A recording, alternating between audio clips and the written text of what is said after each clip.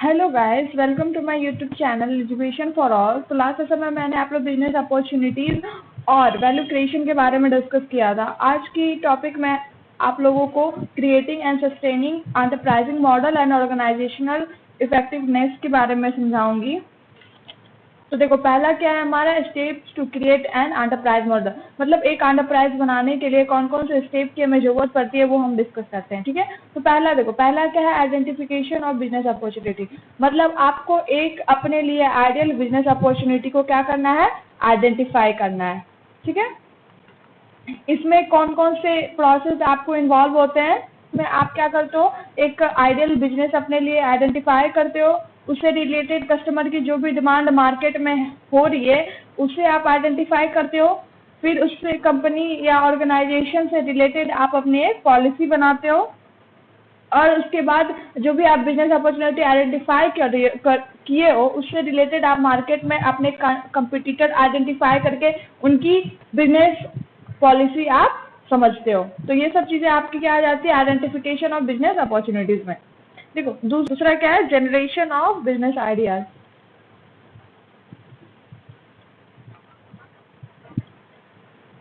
आपने पहले क्या किया, बिजनेस अपॉर्चुनिटी आइडेंटिफाई कर ली। उसके बाद आप जो भी बिजनेस आइडेंटिफाई किया उससे रिलेटेड आप क्या करते हो, आइडिया जनरेट करते हो, प्लान बनाते हो कि आपकी कस्टमर वैल्यू क्या होनी चाहिए, सोसाइटी के लिए बेनिफिशियल होनी चाहिए, आपके एंटरप्रेन्योर के लिए प्रॉफिटेबल हो, और दूसरा कि आप अपने प्रोडक्ट को सर्विसेज में क्या कर सको, ट्रांसफॉर्म कर सको। तो इस तरीके के आप क्या करते हो, अपने बिजनेस आइडियाज जनरेट करते हो। तीसरा देखो क्या होता है, फिजिबिलिटी स्टडी। आपने जो भी बिजनेस आइडेंटिफाई किया है उससे रिलेटेड जो भी आपने आइडियाज डेवलप किए उसके बाद आप क्या करते हो, उसका फिजिबल स्टडी करते हो। मतलब आपने जो भी प्रोजेक्ट बनाया है या डिटरमाइन किया है उसका आप प्रॉपर इन्वेस्टिगेशन करते हो कि वो प्रोजेक्ट आपके लिए फाइनेंशियली, इकोनॉमिकली या टेक्निकली आपके लिए सुटेबल है या नहीं। ओके, अब देखो उसके बाद क्या है, preparation of a business plan. अब देखो, पहला आपने क्या किया, आइडेंटिफाई कर लिया बिजनेस अपॉर्चुनिटी। उसके बाद आपने उससे रिलेटेड आइडियाज डेवलप कर लिए। फिर आपने जो भी आइडियाज डेवलप किए थे या जो भी प्रोजेक्ट आपने तैयार किया उसके लिए फिजिबल स्टडी आपने कर लिया। उसके बाद आप क्या करते हो, जो भी आपने प्रोजेक्ट तैयार किया उसके लिए एक प्रॉपर प्लानिंग बनाते हो कि आपको कैसे काम करना है, कौन सी डिजाइनिंग होगी, उसके लिए कैसे ऑर्गेनाइजेशनल स्ट्रक्चर होने चाहिए, प्रॉपर प्लान आप इम्प्लीमेंट करते हो। ओके, अब लास्ट देखो, लास्ट क्या है, लॉन्चिंग द एंटरप्राइज। देखो, इसमें आप क्या करते हो, एज एंटरप्रेन्योर आप एक सुटेबल लोकेशन ढूंढते हो जहां पर आप अपनी ऑर्गेनाइजेशनल या एंटरप्राइज या कंपनी आप स्टैब्लिश कर सको। उससे रिलेटेड आप डिजाइन तैयार करते हो। फिर उसके बाद अपनी मशीनरी, जो भी आप टेक्नोलॉजी से रिलेटेड मशीनरी आप इस्तेमाल करना चाहते हो, टेक्निकल मशीन, उसको आप इंस्टॉल करते हो। उसके बाद जितनी भी लीगल फॉर्मेलिटीज होती है, जैसे लाइसेंस लेना गवर्नमेंट से, फिर क्या करना, लोकल अथॉरिटी जहां भी आप ऑर्गेनाइजेशन बनाओगे या इंडस्ट्री बनाओगे उसके लिए आपको लोकल अथॉरिटी से भी आपको परमिशन लेना पड़ता है। आपको फाइनेंशियल एस्टेब्लिशमेंट के लिए या फंड के लिए आपको बैंक और फाइनेंशियल इंस्टीट्यूशन से भी अप्रूवल करानी पड़ती है। उसके बाद आप क्या करते हो, रजिस्ट्रेशन करवाते हो। ऐसे कुछ डॉक्यूमेंट वेरीफाई आप अपना लास्ट में करवा के अपने एंटरप्राइज को लॉन्च करते हो। तो ये आपका क्या हो गया, लास्ट प्रोसेस हो गया। तो सबसे पहले आपने क्या किया, एक बिजनेस अपॉर्चुनिटी को आइडेंटिफाई किया, उससे रिलेटेड आपने आइडियाज डेवलप किए कि हमने जो बिजनेस अपॉर्चुनिटी आइडेंटिफाई किया उसके लिए कस्टमर वैल्यू क्या होनी चाहिए, सोसाइटी के लिए बेनिफिशियल होनी चाहिए कि नहीं होनी चाहिए, एंटरप्रेन्योर को प्रॉफिट देगी कि नहीं देगी। तो इस तरीके का आप आइडियाज डेवलप करते हो। उसके बाद जो आपने डेवलप किया उसको आप फिजिबल स्टडी करते हो कि वो आपके लिए या एज एंटरप्रेन्योर के लिए वो इकोनॉमिकली, फाइनेंशियली या टेक्नोलॉजिकली आपके लिए सुटेबल है कि नहीं। उसके बाद एक प्रॉपर बिजनेस प्लान तैयार करते हो जिसमें आप ऑर्गेनाइजेशन का स्ट्रक्चर तैयार करते हो, उसकी डिजाइनिंग करते हो। फिर आपको कौन कौन से प्लान बनाने हैं एंटरप्राइज से रिलेटेड, ये सारी चीजें आप प्रिपरेशन करते हो। उसके लास्टली आप क्या करते हो, अपने सारे डॉक्यूमेंट्स वगैरह वेरीफाई करके, रजिस्ट्रेशन करके, अप्रूवल वगैरह करवा के, लोकल अथॉरिटी से परमिशन लेके आप अपना और एक सुटेबल लोकेशन ढूंढ के आप अपनी ऑर्गेनाइजेशन को लॉन्च करते हो या एंटरप्राइज को लॉन्च करते हो। ठीक है, अब देखो उसके बाद क्या, different strategies to grow an enterprise. ठीक है, कौन कौन से ऐसे स्ट्रैटेजी होनी चाहिए जिससे आप क्या कर सको, एंटरप्राइज को ग्रो करवा सको। तो पहला, hire the right people with hard working employees dedicated to your company success. अगर आपकी कंपनी में हार्ड वर्किंग एम्प्लॉयर हैं, स्किल्ड प्रॉपर स्किल्ड एम्प्लॉयर हैं, तो वो आपकी कंपनी की सक्सेस में काफी हेल्प करते हैं। आपका business, your business will be better equipped for continued growth. मतलब आपके लिए एक बेहतर इक्विपमेंट मिल जाता है जिससे आप क्या कर सकते हो, अपने बिजनेस को ग्रोथ दिला सकते हो। आप ऐसे एम्प्लॉय को हायर करो जिसके अंदर इनोवेटिव स्किल हो, इनोवेटिव कुछ नया करने की स्किल हो। वो क्या करें, कस्टमर की डिमांड को समझ के उनके लिए आप क्या करें, प्रोडक्ट बनाए, या फिर लगातार अपने एग्जिस्टिंग प्रोडक्ट में क्या करते रहे, इम्प्रूवमेंट करते रहे, न्यू आइडियाज डेवलप करते रहे, और क्या करें, ज्यादा से ज्यादा प्रोडक्शन कर सके कम से कम टाइम में। दूसरा देखो क्या है, फोकस ऑन एस्टैब्लिश रेवेन्यू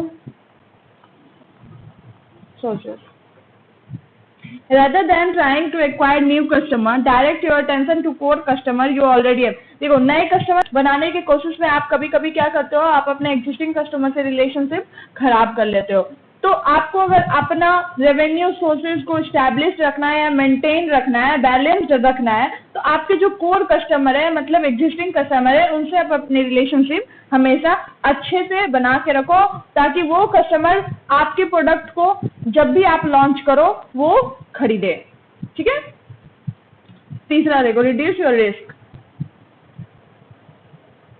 देखो कोई भी एंटरप्राइज स्टार्ट करने में रिस्क तो होता ही है, कभी ज्यादा रिस्क होता है, कभी कम होता है। तो इसको क्या किया जा सकता है, खत्म तो नहीं किया जा सकता है रिस्क को, बट हाँ इंटरनली आप या एक्सटर्नली आप रिस्क को कम कर सकते हो। जैसे अगर आपके पास इंटरनल सोर्सेज आपके स्ट्रांग है, जैसे आपके पास कैपिटल अच्छा खासा है या अच्छे अमाउंट में आपके फंड है, तो वहां पर क्या होगा, आप अपना खुद का पैसा लगाओगे, तो वहां क्या है, आप अपनी रिस्क को थोड़ी सी लिमिटेड किए हो इंटरनली। मतलब कि अगर वही फंड अगर आप इन्वेस्टर से लेते तो आपके पास एक प्रॉपर रिस्क होता है कि अगर मेरे पास अगर प्रॉफिट हो या ना हो, हमें उनको तो पैसा देना ही देना होगा विथ इंटरेस्ट। बट यहाँ आपके साथ क्या होगा, आपका खुद का पैसा है, तो जो भी गेन आ रहा है या जो भी लॉस हो रहा है वो आपका खुद का। तो इस तरीके से आप क्या कर सकते हो, इंटरनली और एक्सटर्नली आप अपने रिस्क को थोड़ा बहुत कम कर सकते हो। अगर आपका थोड़ा बहुत रिस्क कम होता है ना, तो आपके बिजनेस की ग्रोथ होने के चांसेस बढ़ जाते हैं। ठीक है।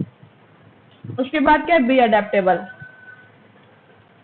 हमेशा चेंजिंग मार्केट के साथ आप अपने प्रोडक्ट को अडेप्टेबल बनाओ। मतलब कि देखो जैसे मार्केट, हम बार बार कह रहे हैं कि मार्केट हमेशा न्यू चेंजेस पे, न्यू क्रिएटिविटी पे काम करती है, कि आप कुछ नया करो, या फिर अगर आपके पास एग्जिस्टिंग प्रोडक्ट ही है उसी में कुछ इंप्रूवमेंट लाके कस्टमर को दो। Customer demands always new things. Okay, इसलिए आपको क्या करना है, बदलते इन्वायरमेंट के साथ खुद को अडेप्टेबल बनाना है, या अपने ऑर्गेनाइजेशन को बदलते इन्वायरमेंट के साथ अडेप्टेबल बनाना है।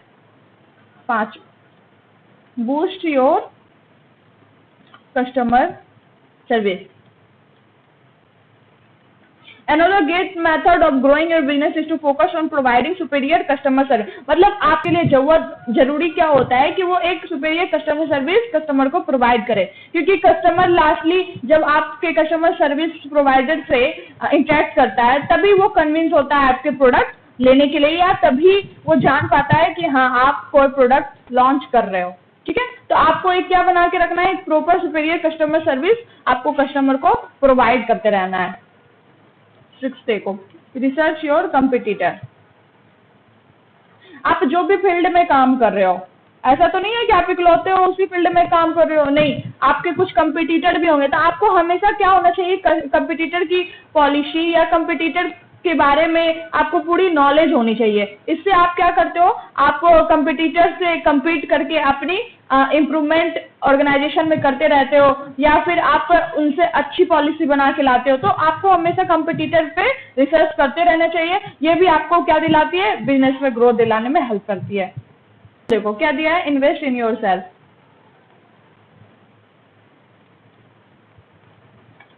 देखो बिजनेस के अर्ली स्टेजेस में कभी कभी प्रॉफिट, मिनिमम अमाउंट में प्रॉफिट होता है या फिर प्रॉफिट नहीं होता है। तो जो भी थोड़ी बहुत इनकम आपको आ रही है बिजनेस से, तो आपको उसी बिजनेस में वापस से अपनी इनकम को लगाते रहना चाहिए या इन्वेस्ट करते रहना चाहिए। इससे भी आप क्या करते हो, बिजनेस की ग्रोथ मेंटेन रखते हो। 8वां देखो, ऑलवेज थिंक, हमेशा आपको क्या सोचना है, हमेशा आपको थोड़ी दूर की सोचनी है या कुछ लंबा सोचना है। जैसे कि कैसे आपके कॉन्ट्रैक्ट चल रहे हैं या आपका कॉन्ट्रैक्ट कैसे लोगों के साथ मेंटेन रहना चाहिए या फ्यूचर में आपको कैसे कैसे कॉन्ट्रैक्ट साइन करने हैं। आप अपने रेट का हमेशा मार्केट के हिसाब से कंपेयरिंग करो, और अगर आपको लगता है मार्केट के हिसाब से आप अपने रेट को कम कर सकते हो, नेगोशिएबल बना सकते हो और वो आपको प्रॉफिट दे रही है, तो वो भी आपको अपनी करना चाहिए। इससे भी आपकी क्या होती है, बिजनेस में स्टेबिलिटी या एंटरप्राइज में स्टेबिलिटी बनी रहती है। ठीक है, अब देखो नेक्स्ट टॉपिक क्या है, organisational effectiveness.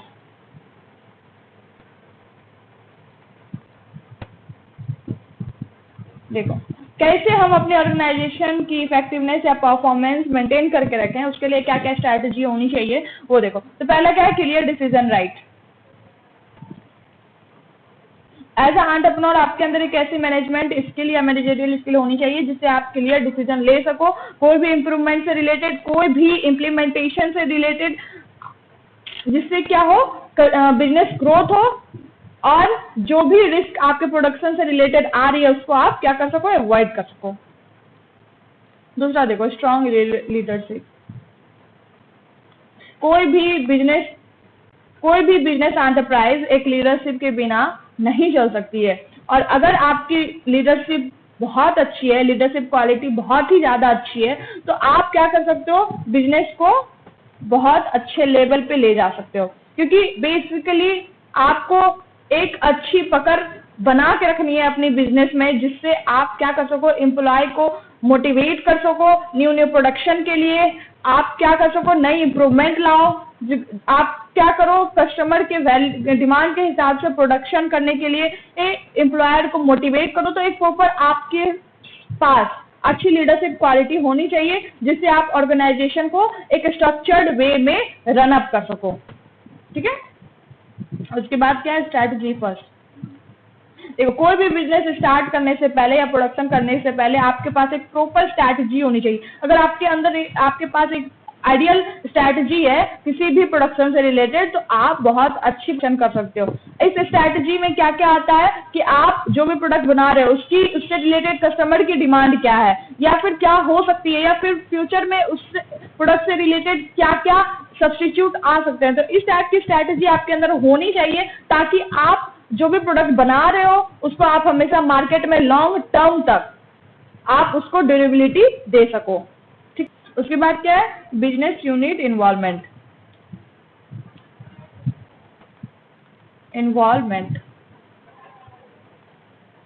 Business unit involvement का मतलब क्या होता है, देखो एक एंटरप्राइज बिना एंटरप्रेन्योर के और उसके साथ साथ इंट्राप्रेन्योर के, मतलब जो भी इंटरप्रेन्योर के अंदर जो भी इंट्राप्रेन्योर काम कर रहे हैं, मैंने आपको इंट्राप्रेन्योर के बारे में बताया था, यह एक तरीके का एम्प्लॉय होता है जो एग्जिस्टिंग ऑर्गेनाइजेशन में कुछ नया करता है। ठीक है, तो बिना एंटरप्रेन्योर के और इंट्राप्रेन्योर के कोई भी ऑर्गेनाइजेशन या बिजनेस एस्टैब्लिश नहीं होती है। तो बिजनेस यूनिट इन्वॉल्वमेंट का मतलब ही यही होता है कि जो भी आप बिजनेस बना रहे हो तो आप क्या करो, एज अ एंटरप्रेन्योर जो भी आप एम्प्लॉय रखे हो उससे एक अच्छी रिलेशन बना के रखो और क्या करो, साथ में काम करो, एक यूनिट की तरह काम करो कि अगर आप लीडरशिप क्वालिटी आपके अंदर है तो आप एम्प्लॉयर्स को ऐसा नहीं है कि आप हमेशा अपनी बातें उनसे मनवाओ, उनकी बातें भी सुनो कि वो आपसे क्या कह रहे हैं आपके बिजनेस से रिलेटेड। अगर आपको लग रहा है कि वो आपकी बिजनेस की ग्रोथ से रिलेटेड आपको कुछ बातें सजेस्ट कर रहे हैं तो आपको माननी चाहिए। तो एक ऑर्गेनाइजेशनल की इफेक्टिवनेस बना के रखने में भी क्या होता है, एक पूरा यूनिट का इन्वॉल्वमेंट जरूरी है। ठीक है, अब देखो क्या है, होलिस्टिक अप्रोच।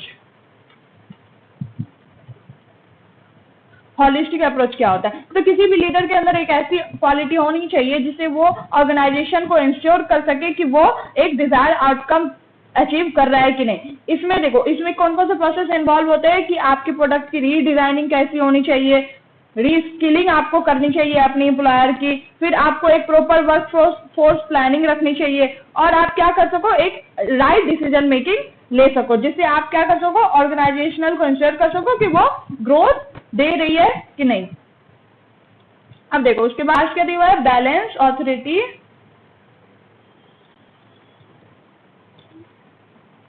And responsibility.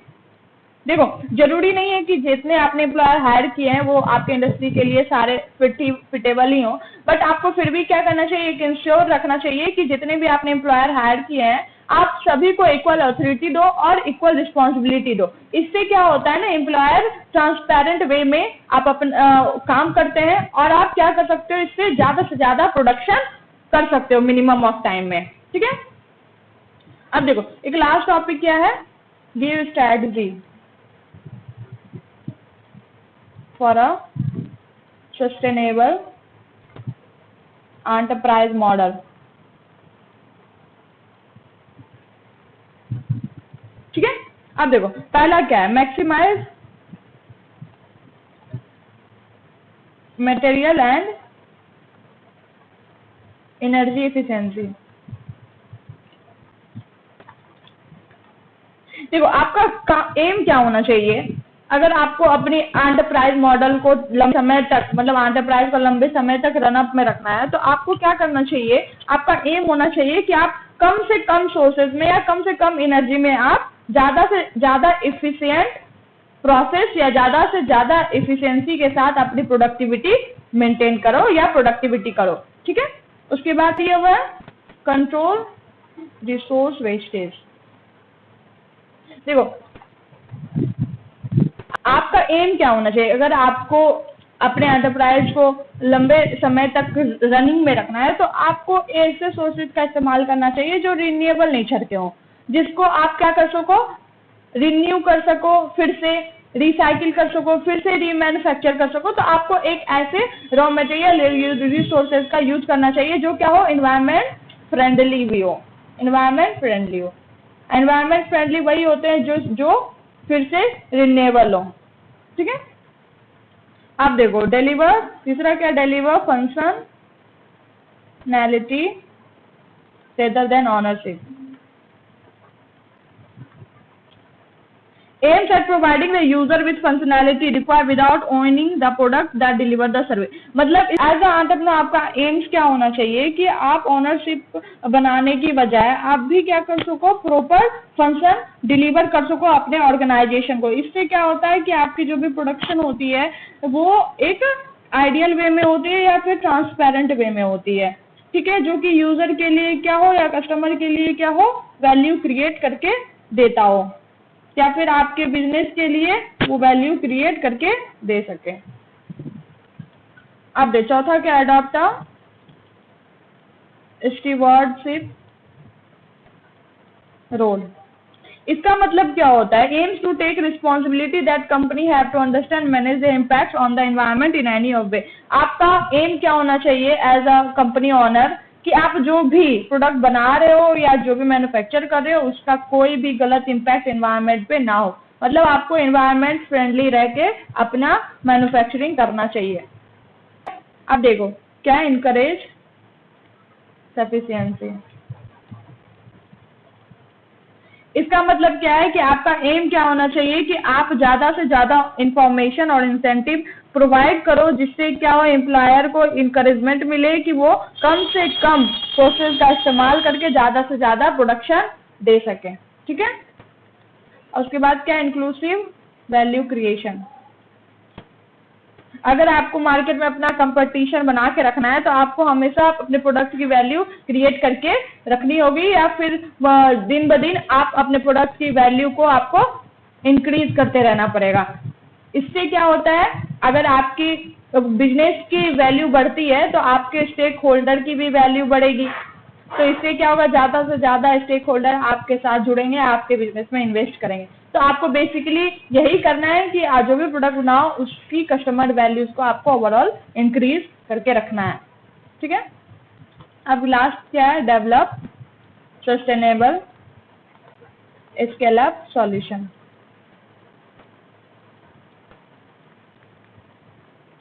आपका एम क्या होना चाहिए कि आप अपने एंटरप्राइज में ऐसे टेक्नोलॉजी का यूज करो जो लॉन्ग रन तक चले, या ऐसे सॉल्यूशन आप अपने एंटरप्राइज के लिए फाइंड करके रखो जो क्या हो, लॉन्ग टर्म तक आउटडेटेड ना हो, वो हमेशा आपको आपके बिजनेस की वैल्यू या फिर बिजनेस की ग्रोथ इंक्रीज करके देता रहे। तो इस तरीके की स्ट्रैटेजी अगर आप अपनाओगे तो ऑब्वियसली आपका एंटरप्राइज अच्छे लेवल तक या फिर एंटरप्राइज को ड्यूरेबिलिटी मिलेगी। अगर आप लोगों को वीडियो अच्छी लगे तो लाइक करना, शेयर करना एंड सब्सक्राइब करना, और अपनी क्वेरीज कमेंट में पूछना नहीं भूलना। वैसे भी एग्जाम की डेट शीट फाइनल हो चुकी है, जो टेंटेटिव डेट शीट थी उसी को फाइनल कर दी गई है। तो आप लोग अच्छे से पढ़ो, मेहनत करो, बेस्ट ऑफ लक सभी को। और